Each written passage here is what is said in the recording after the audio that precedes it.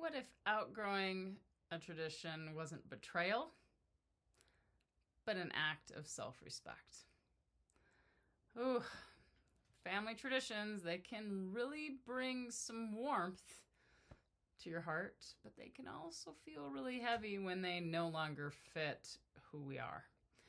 And this session's going to explore how to honor the past without being bound by it, and how to create new traditions that actually reflect your growth. I'm Sage, I'm a growth coach, and the topic today is when family traditions don't fit anymore. So why is this an important thing to discuss? Well, traditions really, were designed to provide that belonging that people are looking for, but they can also really trap us. And sometimes after a couple decades, it's run its course and you're good, right?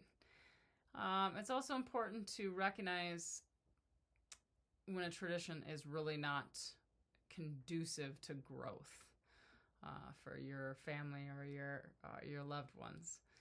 And creating new rituals really can foster some authenticity and joy. I hear you. I know it's hard, but that's why we're investigating this today. So here's a couple quotes to, really dig into this topic. The most courageous act is still to think for yourself aloud. Coco Chanel. And honor the past, but don't be held hostage by it. Anonymous.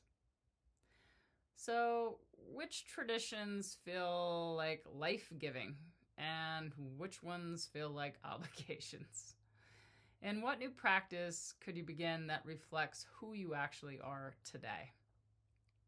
All right.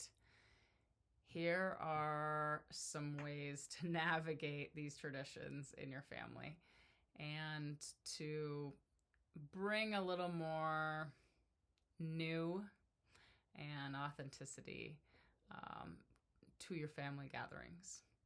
All right, number one, identify one tradition that drains you and give yourself permission to just skip it. I'm sure you can come up with a reason that will explain yourself to others that will just give you a year off. And sometimes that year off is plenty. That's all you needed. You just need to feel like you don't have to do it every single year. Okay? Number two, talk with loved ones about evolving traditions together. So maybe you eat the same, 7 things at every Thanksgiving. Well, maybe you could have 3 or 4 of the traditional things and then mix it up every year by, adding maybe some chicken enchiladas, for example. Who knows?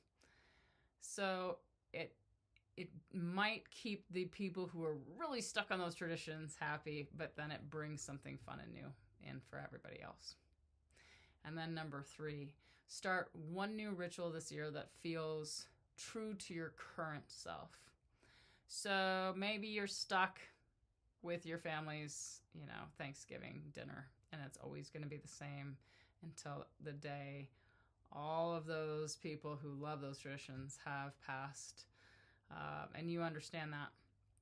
So maybe you start a new tradition where you have a Friendsgiving, and that's the weekend before, and you're going to have Chinese food this year.